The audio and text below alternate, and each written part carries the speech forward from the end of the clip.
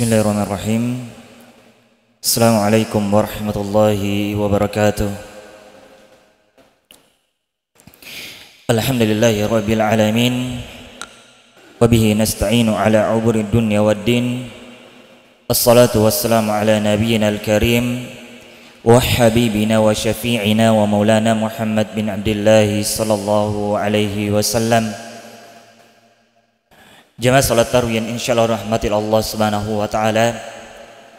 Kembali pada malam hari ini kita memuji kehadirat Allah subhanahu wa ta'ala atas segala limpahan nikmat yang Allah subhanahu wa ta'ala berikan kepada kita semua, sehingga pada malam hari ini kita mampu menghadirkan diri-diri kita di masjid ini dalam rangka menunjukkan kepada Allah subhanahu wa ta'ala bahwasanya kita ini termasuk hamba dari hamba Allah subhanahu wa ta'ala yang taat akan perintah-perintah darinya, serta selawat dan taslim senantiasa kita curahkan kepada Nabi kita Nabiullah Muhammad sallallahu alaihi wasallam, kepada seluruh sahabat-sahabat beliau, keluarga-keluarga beliau, serta mereka yang senantiasa berjalan di atas sunnah beliau sampai hari kiamat kelak.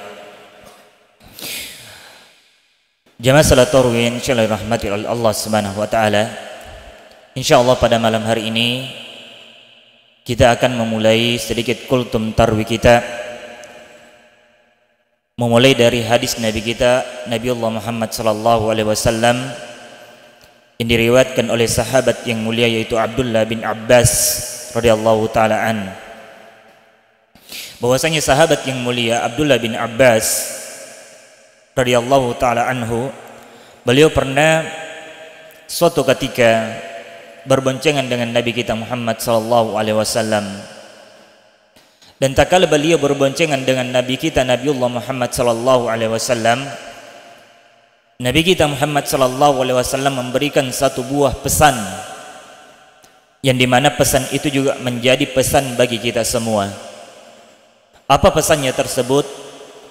Nabi kita Muhammad sallallahu alaihi wasallam bersabda, ihfazillaha yahfazka, ihfazillaha tajidu tujahak. Bahwasanya Nabi kita Muhammad sallallahu alaihi wasallam berpesan kepada Abdullah bin Abbas sebagai juga pesan bagi kita semua selaku umat dari Nabiullah Muhammad sallallahu alaihi wasallam, bahwasanya jagalah Allah subhanahu wa ta'ala, maka Allah akan menjagamu, dan jagalah Allah subhanahu wa ta'ala, maka Allah akan senantiasa berada di hadapan para hamba-hambanya. Maka jamaah yang dimuliakan oleh Allah subhanahu wa ta'ala, di sini ada satu kaidah yang diajarkan oleh Nabi kita Muhammad sallallahu alaihi wasallam, bahwasanya tak kala seorang hamba itu ingin mendapatkan penjagaan dari Allah subhanahu wa ta'ala, dihindarkan dari segala mara bahaya dan mungkin dari segala keburukan-keburukan jiwanya untuk terjatuh kepada maksiat, maka salah satu caranya untuk mendapatkan penjagaan dari Allah tersebut adalah dengan menjaga Allah subhanahu wa ta'ala. Namun jamaah yang dimuliakan oleh Allah subhanahu wa ta'ala, mungkin kita bertanya bahwasanya kita ini manusia lemah, kita ini manusia yang tidak memiliki daya apa-apa, la haula wala quwata illa billah, tidak ada daya kekuatan melainkan semuanya pasti asal izin dari Allah subhanahu wa ta'ala. Tetapi bagaimana mungkin kita sebagai manusia yang lemah ini bisa menjaga Allah subhanahu wa ta'ala yang maha kuat, Rabbul Alamin, Tuhan atas segala semesta ini? Bagaimana mungkin kita ini sebagai manusia bisa menjaga Allah subhanahu wa ta'ala? Ternyata kata ulama kita, menjaga Allah subhanahu wa ta'ala yaitu dengan menjaga awamiruhu, yaitu menjaga apa-apa yang menjadi perintah-perintah dari Allah subhanahu wa ta'ala. Maka konsepnya sangat sederhana. Tak kala kita ingin dijaga oleh Allah subhanahu wa ta'ala, maka jagalah apa-apa yang menjadi perintah-perintah dari Allah subhanahu wa ta'ala. Kita akan berbicara di dalam Al-Quran bahwasanya salah satu perintah Allah subhanahu wa ta'ala di dalam Al-Quran, yang dimana Allah subhanahu wa ta'ala memerintahkan kita untuk menjaga perintah-perintahnya tersebut, salah satunya adalah hafidhu ala salawat, yaitu jagalah salat-salat 5 waktu kalian, was salatil wusta, dan terkhusus salat yang pertengahan yaitu salat asar. Maka dari ayat ini kita mengambil suatu kesimpulan bahwasanya satu perintah Allah Subhanahu wa taala yang diperintahkan kepada hambanya untuk dia jaga adalah menjaga salat ini, menjaga salat 5 waktunya. Kenapa kita mesti menjaga salat 5 waktu jamaah yang dimuliakan oleh Allah Subhanahu wa taala? Perlu kita ketahui bahwasanya Nabi kita Muhammad sallallahu alaihi wasallam sudah memperingatkan kita, awwalu ma yuhasabul abdu yaumal qiyamah as-shalah.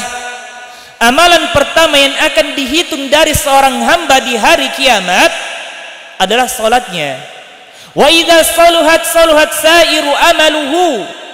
Tatkala salatnya seorang hamba itu bagus, dia jaga salat 5 waktunya, maka akan bagus seluruh amalan-amalannya.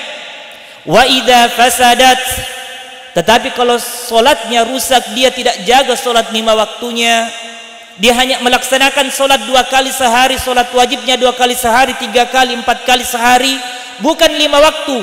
Maka apa kata Rasulullah? Fasadat sairu amaluhu. Maka amalan-amalannya itu akan juga ikut rusak. Artinya percuma dia bersedekah, percuma dia berbuat baik, dia membangun pondok pesantren, dia membangun jalan untuk kebutuhan umum, tetapi kalau salatnya rusak, maka amalan-amalannya itu tidak akan dianggap. Karena bagi kita, bagi seorang mukmin, as-shalah amud, tiang dari agama kita ini adalah salat. Tiangnya agama kita adalah salat. Jadi tak kala kita tidak memperhatikan salat kita, maka secara tidak sengaja kita telah meruntuhkan tiang-tiang dari agama kita. Dan kalau agama kita sudah runtuh, maka yang lain itu tidak akan, maka yang lain akan ikut runtuh pula. Maka jadi salah satu yang harus kita pahami bahwasanya salat ini sangat penting. Salat ini merupakan kunci dari segala amalan-amalan yang kita lakukan. Kalau kita menginginkan amalan-amalan kebaikan kita itu bisa dihitung di kehidupan akhirat, maka perbaikilah salat-salat kita. Dan bukankah juga para ulama telah menjelaskan kepada kita bahwasanya hukum orang yang meninggalkan salat 5 waktu secara sengaja itu dihukumi sebagai orang kafir. Secara tidak sengaja dia telah keluar dari agama Islam. Dan bukankah Nabi kita sallallahu alaihi wasallam telah bersabda, al-ahdu bainana wa bainahu as-shalah.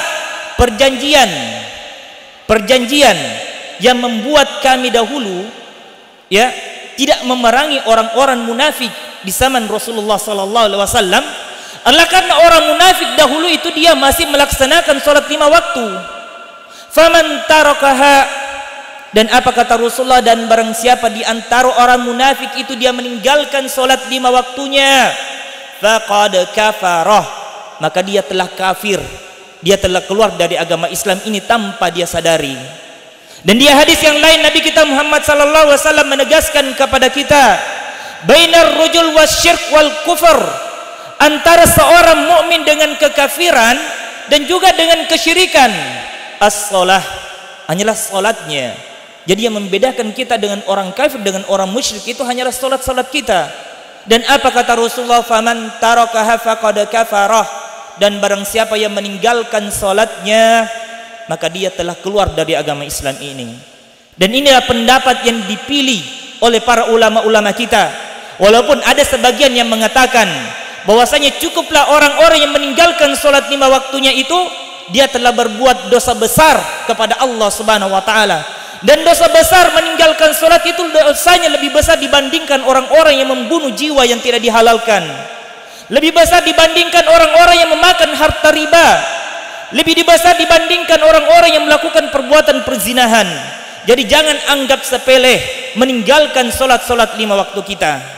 Maka kita kembali kepada hadis kita yang pertama, bahwasanya tak kala kita ingin menjaga, tak kala kita ingin mendapatkan penjagaan dari Allah Subhanahu wa taala, jagalah apa-apa yang menjadi perintah Allah Subhanahu wa taala.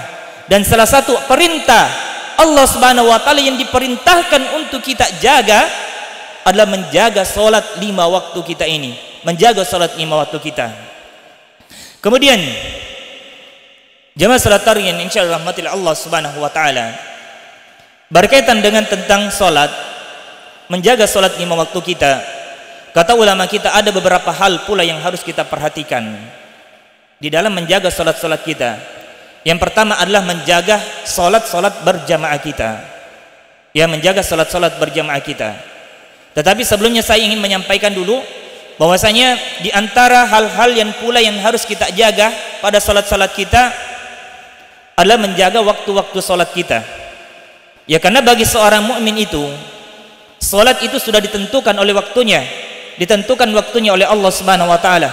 Apa kata Allah Subhanahu wa taala dalam Al-Qur'an? Innas salata kanat 'alal mu'minina kitaban mawquta. Bahwasanya sesungguhnya salat itu bagi orang-orang yang beriman mawquta, telah ditetapkan waktunya. Bukan mau kita, bukan semau-mau kita melaksanakan salat. Karena kita tidak pungkiri ada sebagian hamba Allah Subhanahu wa taala, alhamdulillah dia telah salat, tetapi terkadang salatnya itu salat duhur misalkan dia lakukan ketika menjelang waktu masuk salat asar. Salat asarnya terkadang dia tunda lagi, dia lakukan ketika menjelang waktu maghrib. Maka apa kata Allah Subhanahu wa taala dalam Al-Qur'an? Fawailul lil musallin. Celakalah mereka orang-orang yang salat. Siapakah mereka yang celaka dalam salatnya? Alladzina hum an salatihim sahun. Mereka yang dalam salatnya itu sahun. Apa yang dimaksudkan sahun? Kata ulama kita, sahun adalah maknanya adalah orang yang suka menunda-nunda waktu salatnya. Ketika dia mendengarkan azan, dia tidak bergegas mengambil air wudu untuk melaksanakan salat berjamaah. Dia menunda-nunda waktu salatnya. Dia lakukan salat duhurnya ketika menjelang salat asar. Maka hati-hati dengan orang seperti ini, karena Allah Subhanahu wa taala mengancam fawailul lil musallin. Celakalah mereka orang yang salat, dan yang dimaksudkan orang yang celaka dalam salatnya adalah mereka yang senantiasa menunda-nunda waktu salatnya. Dan kemudian yang terakhir, karena waktu yang membatasi kita, yang terakhir yang perlu kita perhatikan di dalam salat kita kembali bahwasanya adalah pula salat berjamaah kita. Yang memperhatikan salat berjamaah kita, Allah Subhanahu wa taala berfirman, wa aqimus shalah wa atuz zakah warka'u ma'ar raki'in. Di sini ada tiga perintah yang Allah Subhanahu wa taala wajibkan bagi kita. Yang pertama, wa aqimus shalah, dan dirikanlah salat, wa atuz zakah, tunaikanlah zakat kita. Dan yang terakhir adalah warka'u ma'ar raki'in, rukuklah bersama dengan orang-orang rukuk. Artinya kata ulama kita, ayat ini jadikan sebagai patokan bahwasanya wajib bagi kita untuk melaksanakan salat berjamaah. Tetapi kami katakan bahwasanya salah satu pendapat yang dikeluarkan oleh Imam Syafi'i rahimahullah, dia mengatakan bahwasanya boleh seorang hamba itu meninggalkan salat berjamaah dengan catatan ada uzur, ya, ada halangan yang mungkin menghalangi dia. Entahkah mungkin dia sakit atau mungkin jauh, rumahnya jauh ya dari masjid. Maka tak kala orang-orang yang seperti ini boleh bagi dia untuk tidak datang salat berjamaah. Artinya dia boleh melakukan salat di rumahnya.